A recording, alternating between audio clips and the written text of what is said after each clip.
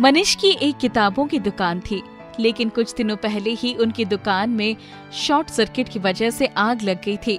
अपनी जान बचाने के लिए ऊंचाई से कूदने की वजह से मनीष के पैरों में प्लास्टर लगाना पड़ गया था। प्लास्टर तो खुल गया, पर एक ऑपरेशन करवाना होगा। डॉक्टर साहब, कितना खर्चा आएगा? कम से कम 30,000 तो लगेगा ही। ठीक है, सोचकर बताऊंगा।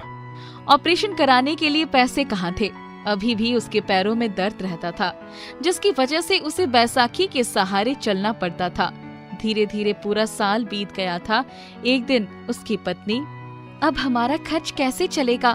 तुम्हारे इलाज के लिए भी तो पैसे चाहिए, कहाँ से लाएंगे हम पैसे? सब कुछ तो भस्म हो गया। कुछ ना कुछ तो सोचना ही पड़ेगा। तभी उनकी बेटी प्रिया स्कूल से आई। माँ, आज मुझे नूडल्स के पकोड़े खाने हैं। तुम्हें पता है हम कितनी मुश्किल से दिन गुजार रहे हैं। तभी प्रिया रसोई में से नूडल्स के पैकेट्स लेकर आई। ये देखो ना, कितने सारे नूडल्स के पैकेट तो रखे हैं। ओह, ये कहाँ थे? उसी रसोई वाली अलमारी में माँ। सुमन तुरंत उसने नूडल्स को उबालकर उसके पकोड़े बनाए और मनीष को भी एक प्लेट लाकर दे दिया। तभी मनीष का दोस्त ललित आ गया। उसकी पास में ही चाय की दुकान थी। आओ ललित, पकोड़े खाओ। देखो, सुमन ने नूडल्स के पकोड़े बनाए हैं। अरे वाह, नूडल्स के पकोड़े। हाँ, प्रिया का बड़ा मन था नूडल्स खाने का। ये तो बड़े स्वादिष्ट हैं। भाभी, आज थोड़ा अधिक पकोड़े बना लीजिए। शाम को अपनी दुकान पर भी रख दूंगा। आजकल बच्चे ये सब बहुत पसंद करते हैं। ठीक है भाई साहब, पर नूडल्स तो खत्म हो गए हैं। भाभी, मैं नूडल्स अभी भिजवा देता हूँ। अगर ये बिक गए तो हम नूडल्स के पकोड़े भी बेचा करेंगे। चाय के साथ ये कुरकुरे पकोड़े बहुत मजेदार लगेंगे। ललित ने थोड़ी देर में ही ढेर सारे नूडल्स भिजवा दिए। ठीक है, अभी आधे घंटे में तुम आकर पकोड़े ले जाना। सुमन ने नूडल्स के पकोड़े बनाकर उस व्यक्ति को दे दिया। शाम को ललित भागते हुए उनके घर आया। अरे यार मनीष, नूडल्स के पकोड़े तो तुरंत ही खत्म हो गए। ये नूडल्स लेकर आया हूँ। क्या भाभी थोड़े और पकोड़े बना देंगी? हाँ हाँ, क्यों नहीं। सुमन, देखो ललित क्या कह रहा है। क्या हुआ? सुमन को ललित ने सारी बात बताई। ये तो बड़ी अच्छी बात है जी, मैं अभी बना देती हूँ। सुमन ने तुरंत पकोड़े बनाकर ललित को पकड़ा दिए। रात को 9 बजे ललित बड़ी खुशी खुशी मनीष को 2,000 रुपए देते हुए, मेरे भाई, मुझे रोज नूडल्स के पकोड़े मिल जाए तो मेरा भी धंधा थोड़ा चल निकलेगा और तेरी भी कुछ आमदनी हो जाएगी। सुमन और मनीष को ललित का ये प्रस्ताव बहुत पसंद आया। 2,000 रुपए देखकर तो सुमन का उत्साह और भी बढ़ गया। घर की जैसी हालत थी, उसमें 2,000 की रोज की आमदनी बहुत मायने रखती थी। इलाज कराने में सारी बचत खत्म हो गई थी। मैं पकोड़े बनाकर 4 बजे ही तैयार कर दूंगी, बस आप किसी को भेज देना। ठीक है भाभी, आप बुरा ना मानो तो ये कुछ एडवांस पैसे रख लीजिए, धीरे धीरे चुका दीजिएगा। ठीक है, शाम को आप किसी को भेज दीजिएगा। सुमन ने घर का सारा काम खत्म किया। इन दिनों मनीष का भी काम काफी बढ़ गया था। जब अचानक इंसान का शरीर मजबूर हो जाए तो अनायास ही क्रोध और चिड़चिड़ापन बढ़ जाता है। इतने दिनों से घर पर बैठे बैठे वो काफी चिड़चिड़ा भी हो गया था। तुम खाना खा लो, तो मैं पकोड़े की तैयारी करूं। रोज हमारी इसी तरह आमदनी होती रही तो हम जल्द ही अमीर बन जाएंगे। तुम्हारे लिए कितना काम बढ़ जाएगा। मैं ठीक होता तो तुम आराम से घर में आराम करती ना। ऐसा क्यों सोचते हो? आखिर इतने दिनों तक तो तुम्हारी कमाई से ही घर का खर्चा चलता रहा ना। फिर जब तुम ठीक हो जाओगे तब मैं ऐश करूंगी। सुमन ने फटाफट खाने का काम समेटा और तुरंत बाजार से नूडल्स के पैकेट्स और तेल लेकर आई। आते ही पकोड़े की तैयारी शुरू कर दी। 4 बजे ललित की दुकान से लड़का आया और पकोड़े ले गया। आधे घंटे बाद ही ललित आ गया। अरे भाई मनीष, कमाल हो गया लगता है। सब घर से पेट धोकर आ रहे हैं। सारे पकोड़े तो खत्म हो गए। भाभी, कुछ पकोड़े और बना देंगी क्या? हाँ हाँ, अभी बनाती हूँ, आप बैठ जाइए थोड़ी देर। ललित को पकोड़े देकर जब वो मनीष के पास बैठी तो, सुमन, मैं सोच रहा हूँ जब नूडल्स के पकोड़े लोगों को इतने पसंद आ रहे हैं तो क्यों ना हम खुद ही इन पकोड़ों की दुकान खोल लें। सोच तो मैं भी यही रही थी, पर तुम्हारे दोस्त को बुरा नहीं लगेगा? बुरा तो लगता है, पर हमें अपना पेट भरना है तो। था उसने मनीष को पैसे थमा दिए। यार भाभी के हाथों में तो जादू है। ग्राहक उंगलियां चाट चाट कर पकोड़े साफ कर रहे हैं। मैं चाहता हूँ तू खुद ही अपनी एक दुकान खोल ले। मुझसे जो मदद हो सकती है मैं करने को तैयार हूँ। ललित, तुम्हारा ये एहसान मैं कभी नहीं भूल सकता। हमारे पास अपना घर चलाने का कोई उपाय नहीं सूझ रहा था। तुम हमारे जीवन में देवदूत बनकर आ गए मेरे भाई। चल चल, ज्यादा जज्बाती मत हो। जब तेरी स्थिति सुधर जाएगी तो पैसे लौटा देना बस।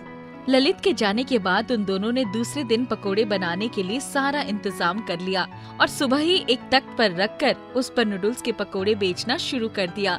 नूडल्स के पकोड़े 1 महीने में इतने फेमस हो गया कि उन्हें अपनी दुकान पर आदमी रखना पड़ा। सुमन, क्यों ना हम एक बड़ी दुकान खरीद लें? हम इस जगह से कहीं नहीं जाएंगे। खरीदना है तो घर खरीदेंगे। ये घर ही पूरा दुकान में बदलवा देंगे। एक बार बड़ी मुश्किल से ग्राहक बने हैं, कहीं दूसरी जगह जाने पर ग्राहक बनाना बहुत मुश्किल होगा। हाँ, ये बात तो सही है। धीरे धीरे उनका धंधा चल निकला। उन्होंने पास में ही एक घर खरीदा और घर वाली जमीन में ही दुकान बढ़वा लिया। 1 साल हो गए थे। एक दिन, सुनो, कल चलकर डॉक्टर से मिलते हैं। कब तक बैसाखी के सहारे चलोगे? ऑपरेशन करवा लो, अब तो पैसे भी हैं अपने पास। लेकिन 1 हफ्ते तक दुकान किसके सहारे छोड़ेंगे? प्रिया के सहारे छोड़ेंगे। वो छोटी थोड़ी रह गई है। 1 हफ्ते बाद ही मनीष का ऑपरेशन हुआ। प्रिया ने अपनी निगरानी में नूडल्स के पकोड़े बेचे। जिस दिन मनीष को हॉस्पिटल से आना था, प्रिया खूब सारे नूडल्स के पकोड़े लेकर हॉस्पिटल गई। वहाँ उसने डॉक्टर्स को भी पकोड़े खिलाए। डॉक्टर को तो नूडल्स के पकोड़े इतने पसंद आए कि भाई मनीष, तुम जाओ, मगर मेरे लिए ये पकोड़े बीच बीच में भेजते रहना। 3 महीने बाद मनीष अब बिल्कुल ठीक हो गया था। एक दिन डॉक्टर साहब का फोन आया कि हेलो मनीष, आज शाम मेरे घर में पार्टी है। मैं चाहता हूँ कि तुम्हारे नूडल्स के पकोड़े मैं अपने दोस्तों को भी खिलाऊं। तुम्हारा क्या विचार है? डॉक्टर साहब, मेरे लिए तो ये बड़े सौभाग्य की बात होगी। मैं पकोड़े लेकर आ जाऊंगा। दूसरे दिन शाम को मनीष पकोड़े लेकर गया। सब नूडल्स के पकोड़े खाकर बड़े ही खुश थे। दूसरी सुबह डॉक्टर साहब का फोन आया। मनीष, आज से मेरे अस्पताल की कैंटीन में तुम्हारे नूडल्स के पकोड़े का एक काउंटर होना चाहिए। एडवांस कितना चाहिए बता दो। ओह डॉक्टर साहब, आपकी बहुत कृपा है। मैं सब इंतजाम कर लूंगा। उसी दिन मनीष ललित के पास जाकर, ललित, मुझे अस्पताल की कैंटीन का ठेका मिला है। मैं अकेला सारा काम नहीं संभाल सकता हूँ। मेरे धंधे में भागीदारी करना चाहते हो? नेकी और पूछ मेरी चाय की दुकान संभालने के लिए तो लड़के हैं। दोनों ने मिलकर अस्पताल की कैंटीन में नूडल्स के पकोड़े का काउंटर खोल लिया। सुमन घर की दुकान संभालने लगी। कुछ ही दिनों में उनके पास बहुत पैसे हो गए। एक दिन, ये नूडल्स के पकोड़े की सफलता का पूरा श्रेय मेरी प्यारी प्रिया को जाना चाहिए। हाँ, और साथ में ललित को भी। हाँ, पर जिसने पकोड़े बनाए उसको सबसे ज्यादा जाना चाहिए। अब उनकी जिंदगी में कोई तकलीफ नहीं थी। एक बार की बात है, सीमा सरपंच के खेतों से काम करके घर आ रही होती है। तभी उसे एक बूढ़ी औरत दिखाई देती है। सीमा उसके पास जाती है और क्या हुआ माई? बेटी, पैर में चोट लग गई है। सीमा बूढ़ी औरत का पैर देखती है। उनके पैर से खून निकल रहा होता है। सीमा के पास उनका खून साफ करने के लिए कुछ नहीं होता। तभी सीमा अपना दुपट्टा देखती है और मेरे पास तो यही एक दुपट्टा है, क्या करूं? उसके बाद सीमा कुछ और ना सोचते हुए अपना दुपट्टा एक तरफ से फाड़कर बूढ़ी औरत के पैर में बांध देती है। बूढ़ी औरत सीमा के सिर पर हाथ रखकर बोलती है, बेटी, ये दही चावल रख लो। आज से तेरे सारे दुख दूर हो जाएंगे। ये मेरा आशीर्वाद है। सीमा दही चावल लेकर खुश हो जाती है। वो खुशी खुशी जाती है और माँ, देख, मैं दही चावल लेकर आई हूँ। आज हम सब पेट भरकर खाएंगे। बेटी, तू ये दही चावल कहाँ से लाई है? सीमा सारी बातें माँ को बताती है। माँ बहुत खुश हो जाती है और सीमा सबके लिए दही चावल निकालती है। सीमा देखती है कि वो जितना दही चावल निकाल रही है वो उतना ही बढ़ता जा रहा है। ये देखकर, माँ देखो ना, मैंने इतना सारा दही चावल इस मटके से निकाल लिया, फिर भी ये उतने का उतने ही है। बेटी, तुझे ऐसे ही लग रहा है। एक काम कर, मटके को एक तरफ रख दो और खाना खा लो। खाना खाते समय बहुत तेज बारिश होने लगी और सीमा का छोटा भाई बोलता है, माँ, काश हमारे पास बहुत सारे पैसे होते तो हम एक बड़ा और पक्का घर बनवा लेते। उसके इतना कहते ही सामने बहुत सारे पैसे आ जाते हैं। ये सब देखकर, माँ, मैंने कहा था ना, कोई तो बात है। मैं जितने दही चावल निकाल रही थी वो कम ही नहीं हो रहे थे। और अब देखो, पवन ने दही चावल को हाथ में लेकर जो कहा वो हो गया। माँ, ये जादुई दही चावल है। हाँ मेरी बच्ची, तू सही कह रही है, ये तो जादुई चावल है। तीनों बहुत खुश हो जाते हैं और सो जाते हैं। सीमा के पिता का देहांत बचपन में ही हो गया था। उसकी माँ सरपंच के यहाँ झाड़ू पोछा करती थी। एक दिन काम से आते समय एक बच्चे को बचाने के चक्कर में उसकी माँ का एक्सीडेंट हो जाता है और उनके दोनों पैर टूट जाते हैं। ऑपरेशन के लिए काफी पैसे चाहिए होते हैं, इसलिए सीमा अपनी माँ की जगह काम पर जाती है। अगली सुबह सीमा उठी और, माँ, बहुत भूख लगी, क्या मैं जादुई चावल से कुछ मांगूं? दीदी, अब तो हमारे पास जादुई दही चावल है, इससे कुछ भी मांग लो। ये सुनकर माँ दोनों को समझाते हुए बोलती है, मैं तुम दोनों को एक बात कहना चाहती हूँ। बेटा, भले ही हमारे पास ये जादुई दही चावल है, पर हमें इनका इस्तेमाल जरूरत के अनुसार ही करना चाहिए। उसके बाद सीमा जरूरत के अनुसार ही जादुई दही चावल से खाना मांगती है। तीनों मिलकर खाना खा लेते हैं और उसके बाद जादुई दही चावल के दिए हुए पैसे से अपना घर बनवाने लगते हैं। ये सब देखकर पड़ोस की कमला बोलती है, क्या बात है सीमा की माँ, कोई लॉटरी निकल आई है क्या? बस भगवान की कृपा है। उसके बाद सीमा अपनी माँ का ऑपरेशन करा देती है। कुछ ही दिनों में उनके घर में सब ठीक हो जाता है और वो तीनों खुशी खुशी रहने लगते हैं। उनके घर जो कोई भूखा आता उसे सीमा और उसकी माँ बिना भोजन कराए नहीं भेजती। एक दिन कमला के बेटे के साथ खेलते खेलते पवन ये सारी बातें उसे बता देता है और कमला का बेटा ये सारी बातें अपनी माँ को बोल देता है। बेटे की बात सुनकर कमला बोलती है, अच्छा, तो ये सब उस जादुई दही चावल का जादू है। वो जादुई दही चावल मेरे पास होना चाहिए, उसके इस्तेमाल से मैं सबसे अमीर बन जाऊंगी। कमला बहुत दुष्ट होती है। अगले दिन कमला अपना हुलिया बदलकर सीमा के घर जाती है। उस समय पवन घर पर नहीं होता है। कोई इस भूखी औरत को खाना खिला दो, अभी आई खाना लेकर। सीमा खाना लेकर जाती है। खाना देखकर, बेटी, तूने मुझे वो जादुई दही चावल तो दिए ही नहीं जो मेरी बहन ने तुझे कुछ दिनों पहले दिया था। ये सुनकर सीमा हैरानी से बोलती है, आप उस बूढ़ी माई की बहन हो? हाँ बेटी, उसने मुझे तुम्हारे बारे में बताया था और कहा कि कुछ दिनों बाद उनसे वो जादुई दही चावल ले आना। ये सुनकर सीमा अंदर जाती है और माँ को सारी बातें बताती है और कहती है, माँ, अगर हम ये जादुई दही चावल दे देंगे तो हमारा क्या होगा? बेटी, हमें ज्यादा लालच नहीं करना चाहिए। समझ लो हमारी किस्मत में इतना ही लिखा था। वैसे भी वो किसी और की अमानत है। ठीक है माँ, अभी जाकर वो दही चावल उस बूढ़ी माई की बहन को दे देती हूँ। सीमा कमला को वो दही चावल दे देती है। कमला उसे लेकर अपने घर जाती है और अपने बेटे के साथ बैठकर उस जादुई दही चावल से बहुत सारा खाना मांगती है। उसके खाना मांगते ही बहुत सारा खाना सामने आ जाता है। दोनों बहुत मजे से खाना खाते हैं। तभी एक औरत दरवाजे पर आवाज लगाते हुए बोलती है, बेटी, कुछ खाने को दे दो। कमला आवाज सुनकर बाहर जाती है और कहती है, मेरे घर में खुद के लिए खाने को कुछ नहीं है, तुझे क्या दूं? चली जा यहाँ से। कमला बूढ़ी औरत को भगा देती है। बूढ़ी औरत सीमा के घर जाती है और खाना मांगती है। सीमा की माँ बाहर निकलती है तो सामने बूढ़ी औरत उससे खाना मांगती है। सीमा की माँ अंदर आती है तो देखती है खाना तो थोड़ा सा ही है। वो अपने हिस्से का खाना लेकर बाहर जाने लगती है कि तभी पवन कहता है, माँ, हमारे पास तो खुद ही कम भोजन है, तो आप उन्हें ये खाना क्यों दे रहे हो? बेटा, अपने यहाँ आए किसी भी भूखे का पेट जरूर भरना चाहिए। ये कहकर सीमा की माँ बूढ़ी औरत को खाना खिला देती है। बूढ़ी औरत उसे वही आशीर्वाद देती है जो उस दिन सीमा को दिया था और वहाँ से चली जाती है। तभी कमला के चिल्लाने की आवाज आती है, मेरा जादुई दही चावल कहाँ गायब हो गया। ये सुनकर सीमा की माँ समझ जाती है कि सुबह उसके घर जो खाना मांगने आई थी वो कमला थी। तभी रसोई से पवन के चिल्लाने की आवाज आती है। सीमा और उसकी माँ रसोई में जाते हैं तो देखते हैं सामने वही जादुई दही चावल रखे होते हैं। सीमा की माँ सब समझ जाती है। उसके बाद तीनों खुशी खुशी दूसरों की मदद करते हुए अपना जीवन जीने लगते हैं।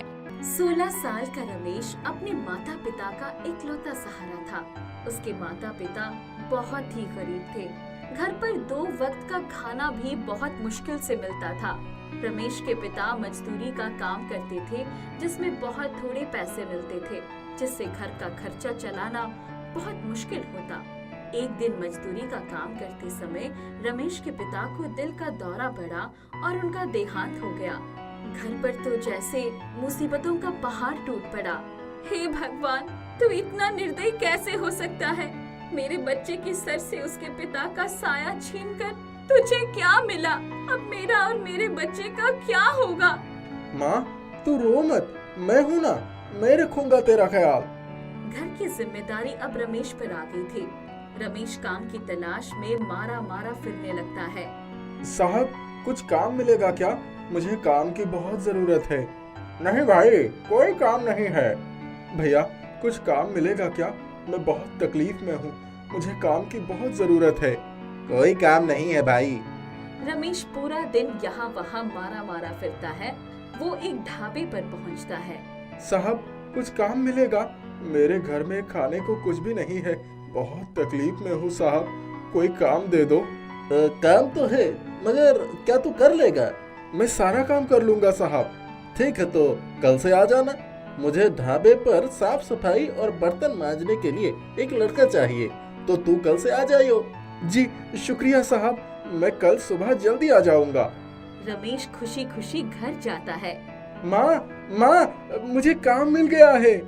अरे वाह मेरे लाल, तो दिल लगाकर काम करना। अगले दिन रमेश ढाबे पर काम करना शुरू कर देता है। ढाबे का मालिक सुंदर बहुत ही गुस्से वाला था। वो छोटी छोटी बात पर रमेश को डांटता रहता था। अरे नालायक, ये कैसी सफाई हुई है? गंदगी तो वही की वही है, और कहता है सफाई हो गई। चल दोबारा से झाड़ू लगा। जी साहब, अभी लगा देता हूँ। रमेश दिल लगाकर काम करता, लेकिन सुंदर उसे कोई ना कोई बहाना ढूंढकर डांटता रहता। एक दिन रमेश से बर्तन साफ करते समय एक कांच का गिलास टूट गया। नालायक, ये क्या किया तूने? तेरे बाप का माल है क्या जो तोड़ फोड़ कर रहा है? देख कर काम नहीं कर सकता, इतना काम नहीं करता जितना नुकसान कर देता है। तेरे बस का नहीं है कोई काम करना। साहब, गलती हो गई साहब, माफ कर दो। ना बाबा ना, मैं अपना और नुकसान नहीं करवा सकता।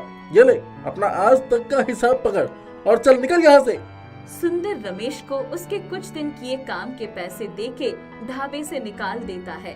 रमेश दुखी मन से घर की ओर चल पड़ता है। माँ मेरे काम मिलने की खबर पर कितना खुश थी। अब उनसे घर जाकर क्या बताऊं कि मुझे काम से निकाल दिया गया। रास्ते में रमेश को एक रेहड़ी पर एक व्यक्ति पराठे बेचता दिखाई देता है। उसके पराठे की खुशबू दूर दूर तक आ रही थी। उसके पास बहुत भीड़ लगी थी। इसके पराठे बहुत स्वादिष्ट लगते हैं और भीड़ भी बहुत है इसके पास। ये तो पराठे बेचकर अच्छा पैसा कमा लेता है। क्यों ना इस पैसों से मैं अपना भी ऐसा ही कोई काम खोलूं। घर पहुंचकर रमेश अपनी माँ से पराठे बनाने की विधि पूछता है। अरे आज तुझे क्या हुआ? ढाबे पर पराठे बनाने का काम भी मिल गया क्या? रमेश अपनी माँ को सारी बात बताता है।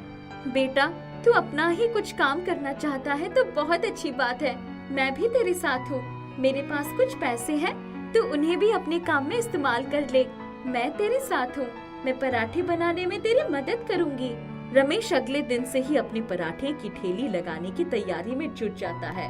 रमेश की माँ भी उसका सहयोग करती है और जल्द ही वे लोग शहर के बाजार में ठेली लगाकर पराठे बेचने का काम शुरू कर देते हैं। रमेश की माँ पराठे बनाती और रमेश उन्हें ग्राहकों को परोस देता। धीरे धीरे उनका काम चलने लगा। अब तो उनके पास ग्राहकों की भीड़ लगी रहती। रमेश के पराठे पूरे नगर में प्रसिद्ध हो गए थे।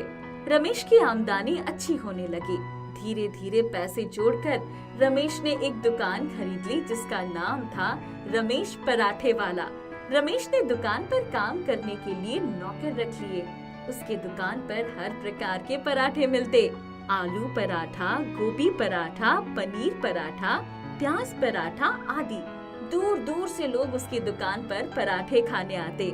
बेटा, तूने आज मेरा सर गर्व से ऊंचा कर दिया है। अपनी मेहनत और लगन से तूने बहुत तरक्की की है और मैं भगवान से प्रार्थना करूंगी कि तुझे यूं ही तरक्की दे और तू जिंदगी में बहुत आगे जाए। माँ, ये सब मैं इसीलिए कर पाया क्योंकि तुम मेरे साथ थी। इस दुकान बनने में केवल मेरी ही नहीं, तुम्हारी मेहनत भी है माँ। रमेश और उसकी माँ की मेहनत से उसकी दुकान हमेशा ग्राहकों से भरी रहती। गुड्डू अपने दादी के पास ही रहता था। उसके माता पिता बचपन में ही उसे छोड़कर कमाने के लिए दूर देश चले गए थे। वो पढ़ाई लिखाई में बहुत अच्छा था, पर शारीरिक रूप से बहुत कमजोर था। उसकी कक्षा में उसका सिर्फ एक ही दोस्त था, मनु। उसके कमजोर होने की वजह से सभी लड़के उसे बहुत परेशान करते थे। एक दिन, गुड्डू उठ जा, सुबह हो गई है, स्कूल नहीं जाना है क्या? दादी, आज मैं स्कूल नहीं जाऊंगा। क्यों स्कूल नहीं जाएगा? तेरे मास्टर जी मिले थे, वो बता रहे थे कि गुड्डू अपनी कक्षा का सबसे अच्छा और होशियार बच्चा है।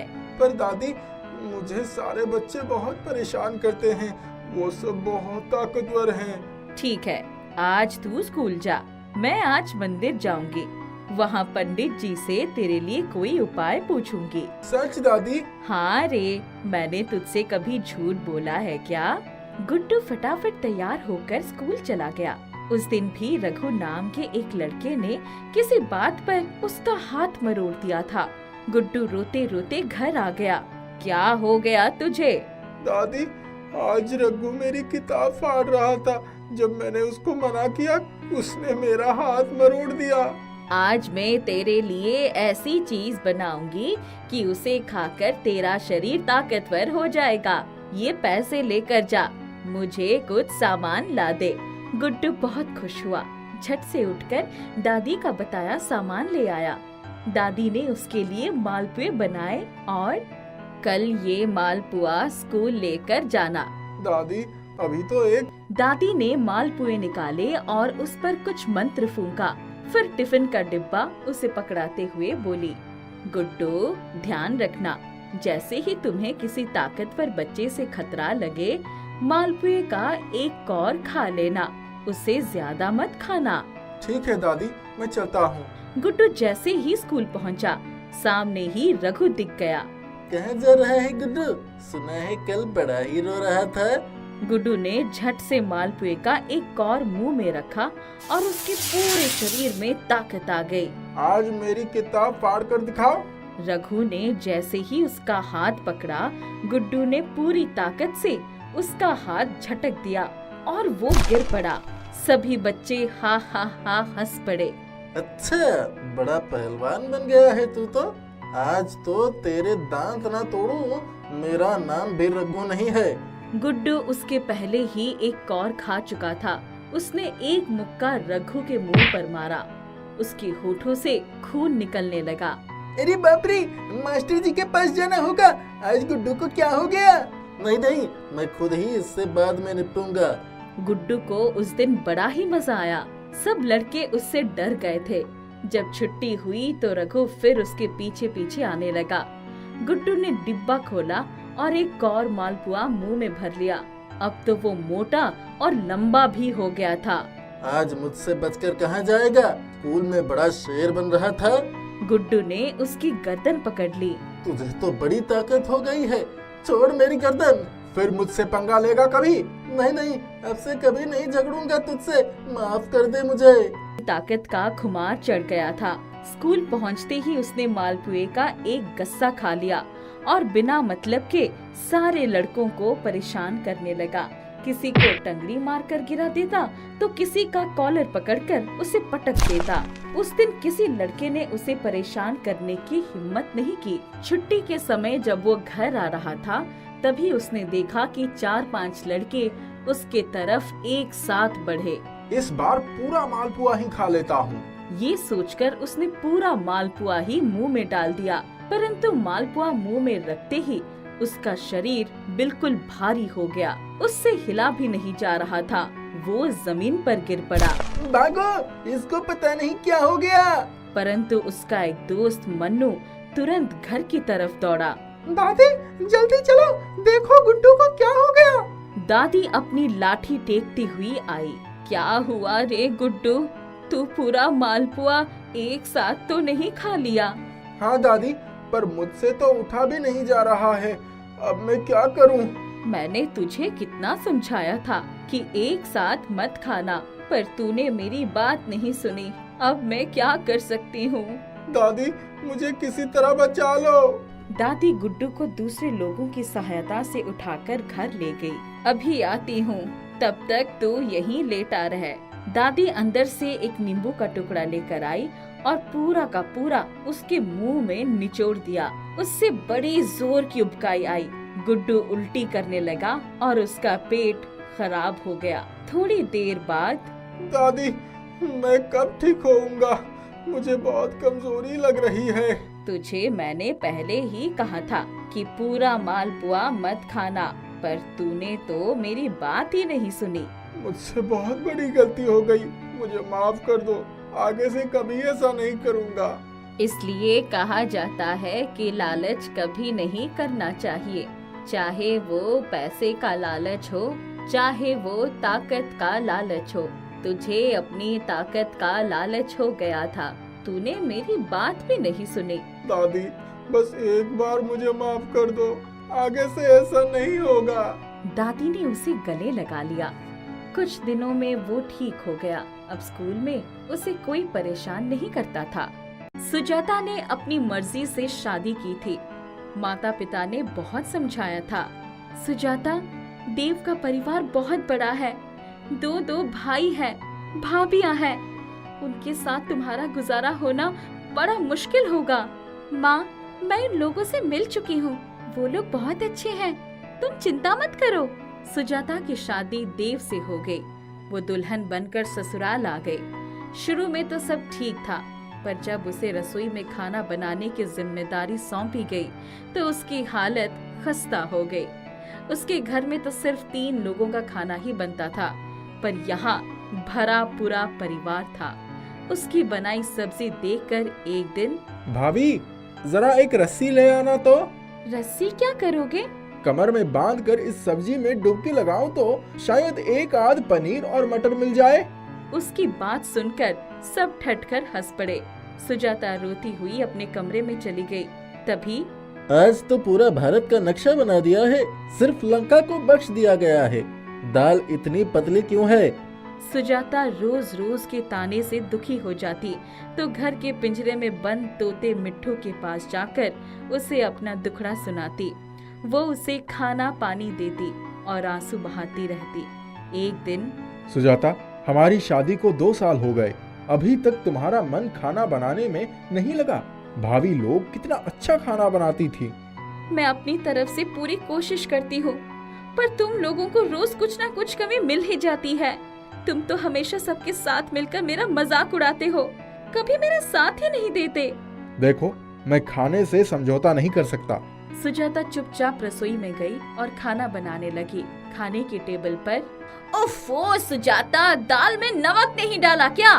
इतना सुनते ही देव ने उठकर सुजाता के गलों पर थप्पड़ लगा दिया। सुजाता बिलबिला उठी।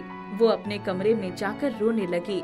तभी बरामदे में लटका पिंजरे में कैद, आज खाना नहीं दोगी क्या? मुझे भूखा ही मार दोगी क्या? सुजाता तुरंत उठी और तोते का पिंजरा खोल दिया। मिट्ठू जा, मैंने तुझे आजाद कर दिया, मैं तो इस घर में कैद हूँ ही, तू तो अपना जीवन जी ले। मिट्ठू पंख फड़फड़ाते हुए उसके कंधे पर आकर बैठ गया। तुम्हारा बहुत बहुत धन्यवाद, अपना ध्यान रखना, मैं चलता हूँ। इतना अपमान सहने के बाद सुजाता वहाँ से चली जाना चाहती थी, पर उसके पास इतने पैसे ही नहीं थे। तभी, सुजाता, जरा चाय बना दो। मैं यहाँ नहीं रहना चाहती हूँ, तुम मुझे मेरे मायके पहुँचा दो। सुजाता, अगर तुम जाओगी तो ये याद रख लेना, इस घर के दरवाजे तुम्हारे लिए हमेशा के लिए बंद हो जाएंगे। तुम इसी तरह अत्याचार करते रहो और मैं कहीं जाऊं भी नहीं। ज्यादा जबान चलाने की जरूरत नहीं है, जल्दी जाओ चाय बनाओ। सुजाता जाकर चाय बनाने लगी। रो रो कर आंखें लाल हो गई थी। एक मिट्ठू ही था जिससे अपने दिल की बातें कर लिया करती थी, अब वो भी चला गया। मुझे न जाने कब इस कैद से छुटकारा मिलेगा। कई दिन बीत गए थे। सुजाता अपनी जिंदगी बोझ की तरह जीने को मजबूर थी। तभी एक दिन सुजाता, मेरे कुछ दोस्त आने वाले हैं, आज शाही पनीर और कुछ अच्छा खाना बना लेना। सुजाता के हाथ पैर फूल गए। पनीर निकालकर रसोई की खिड़की के पास खड़ी थी कि तभी उसने देखा कि मिट्ठू खिड़की के पास आया। मुझे बहुत भूख लगी है, कुछ खिला दो। लो, खा लो। नहीं नहीं, मुझे तुम्हारे हाथ में रखे हुए पूरे पनीर में से ही खाना है। लो, तुम भी अपनी मनमानी कर लो।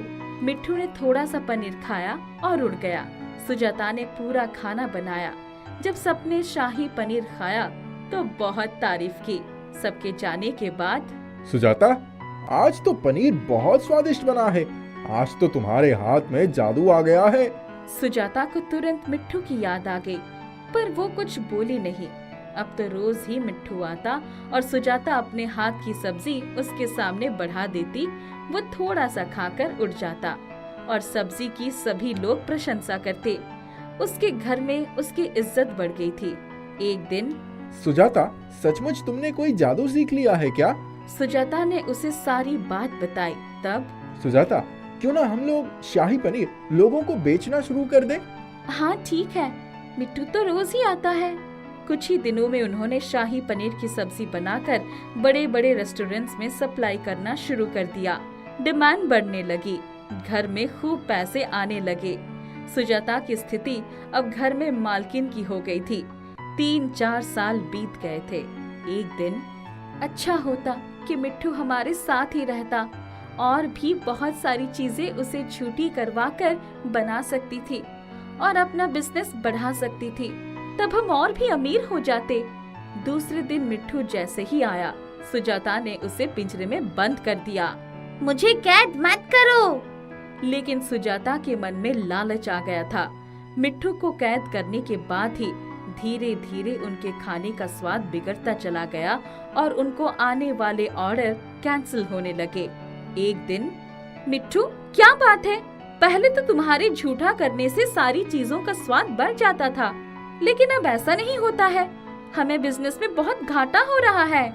सुजाता, मैं ज्यादा कुछ तो नहीं जानता, लेकिन जब तुमने मुझे आजाद कर दिया था तब मैं उड़ते उड़ते ऋषि के आश्रम में पहुंच गया था। उन्होंने मुझे तप करना सिखाया। दिन भर मुझे सिर्फ 2 बूंद पानी मिलता था। उसकी वजह से मेरे अंदर कुछ जादुई शक्ति आ गई थी। लेकिन जब से तुमने मुझे इस पिंजरे में कैद कर लिया है, मैं ऋषि के पास जा ही नहीं सकता और धीरे धीरे वो जादुई शक्तियाँ खत्म होती जा रही है। तुम मुझे आजाद कर दो, मैं शायद फिर से ऋषि के आश्रम में पहुंचकर पुनः अपनी खोई हुई शक्तियाँ वापस पा जाऊंगा। अब तो तुम्हारे पास बहुत पैसा है और तुमने बहुत कुछ बनाना भी सीख लिया है। तुम कोशिश करो कि तुम्हें किसी के सहारे की जरूरत ना पड़े। सुजाता को तुरंत अपनी भूल का एहसास हो गया। मिट्ठू, मैं तुम्हें आज ही आजाद कर देती हूँ। तुम जाओ, मेरी चिंता मत करो। अब जैसा भी होगा अपने आप अपना खाना बनाने की कोशिश करूंगी। सुजाता ने उसे पिंजरा खोलकर आजाद कर दिया। मिट्ठू चला गया और आजाद होकर खुशी खुशी आश्रम में चला गया। अब वो जब भी आता, सुजाता उसे थोड़ा सा खाना दे देती, लेकिन अब जब भी कुछ बनाती अपने आप बनाती। उसके खाने में फिर से वही स्वाद आ गया था और अब उनका काम चल पड़ा था। वो लोग बहुत खुश थे।